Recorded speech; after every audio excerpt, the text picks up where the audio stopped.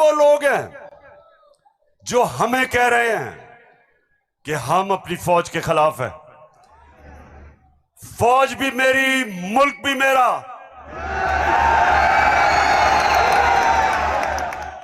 जितने इदारे मजबूत होंगे मुल्क मजबूत होगा, अदलिया मजबूत होगी मुल्क मजबूत होगा, फौज मजबूत होगी, हम आजाद हो सकेंगे। हम अपनी आजादी, हम किसी के सामने झुकेंगे नहीं।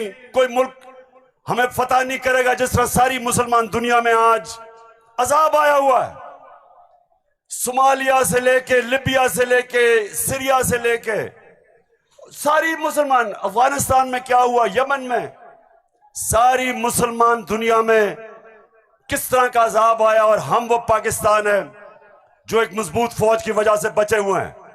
तो नून लीग वाले ये समझ जाओ कि हम वो लोग हैं जो इस मुल्क के इदारे मजबूत करेंगे।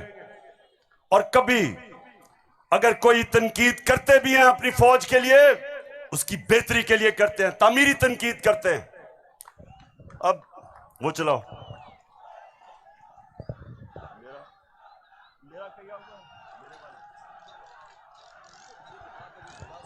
ये बड़ा इंपॉर्टेंट है, मैं अपनी सारी कौम के सामने कहना चाहता हूं। देखिए, एक तो जो फौज का इदारा है, कभी इसके खिलाफ बात ना करें, क्योंकि फौज एक ऐसी चीज है जो अगर हमारी फौज ना होती तो ये मुल्क में नहीं रहना था।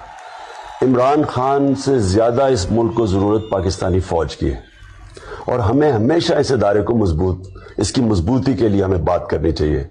और हमारे जो दुश्मन है वो मुसलसल इसको अटैक करते हैं, बल्कि ये दोनों जो prime minister, ex prime minister और प्रेसिडेंट, वो जरदारी और नवाज शरीफ, इन दोनों ने अपनी फौज को अंडरमाइन करने की कोशिश की है। ये जब गवर्नमेंट में भी थे, इन्होंने अंडरमाइन किया उसको।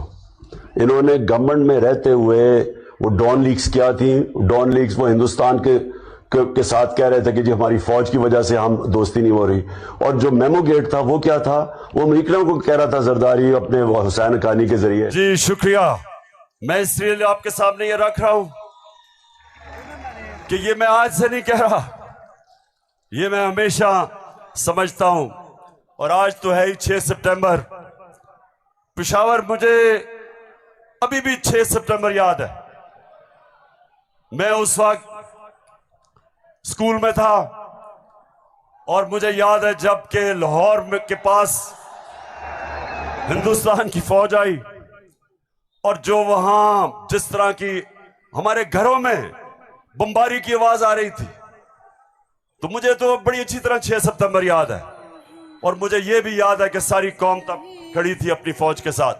अब दूसरी चीज, मैं ये चाहता हूं कि आप सब देखें कि जुडिशरी के खिलाफ ये नून लीग ने पाकिस्तान की अदलिया के खिलाफ क्या बातें की हैं, जरा ये जरूर देखें, फिर मैं आप अगली बात करता हूं। इस तरह बेंच फिक्सिंग भी एक जो इस पे भी फजल रहमान देख ले कितना गुस्सा चढ़ा हुआ है इसको। सारे फैसले एक ही जज करेगा, जैसे लगता है कि उसका जज नहीं है, उसके पार्टी का रुकन हो।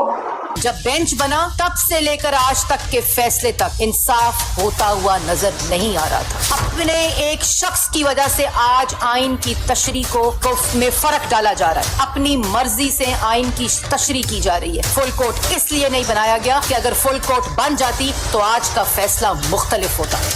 मौजूदा बेंच है, उसमें जो मुअज़्ज़ज़ जज साहबान बैठे हैं, उन जज साहबान का हमारे मतलब जो उनके ख्यालात हैं, उनसे भी कोई ना वाकिफ नहीं है, ना हम ना वाकिफ हैं। और उसके बाद हर वो केस जिसका फैसला हमारे खिलाफ आना हो, उस बेंच का जो है वो वही हिस्सा होते हैं। और अब तो ये बात पहले से जो है वो प्रिडिक्ट होने लगी है। जो सहाफ़ी वहाँ सुप्रीम कोर्ट की कार्रवाई को कवर करते हैं, तो वो पहले से जब बेंच बनता है या कोई केस जाता है तो वो पहले से बता देते हैं कि इसके ऊपर फलां बेंच बनेगा। अगर कुछ लोग गैर जानिबदार नहीं होंगे, अगर इसके सहूलतकार पीछे नहीं हटेंगे, तो हमें बता दें मुल्क कौन चलाएगा। सुप्रीम कोर्ट के जजेस ने पीछे बेंड करके अपने आप को कभी इधर कि नहीं, शायद उनको समझ नहीं आई, शायद उनके तक पैगाम नहीं पहुंचा, वगैरह वगैरह वगैरह करके इनको हाथ नहीं लगाया इनको। तो मतलब ये है कि इनको कौन सी दीवार पे लगाया। तो जिस तरह मैच फिक्सिंग एक जुर्म है, इस तरह बेंच फिक्सिंग भी एक जुर्म है। जब बेल का फैसला होने वाला होता था, जेल में उस दिन खबर मिलती थी कि 3 हफ्तों के लिए बेंच डिसॉल्व हो गया, नया बेंच, या कोई जज छुट्टी पे चला गया। जाता नहीं था, भेजा जाता। काजी फाइज ईसा साहब के मामले में माई लॉर्डशिप से ये पूछना चाहते हैं कि वो आपके ब्रदर जज थे ना, आपने क्या किया? तो फिर हमारी बात नोट कर लो, हम हर उस अदालत का और उस जज का घेराव करेंगे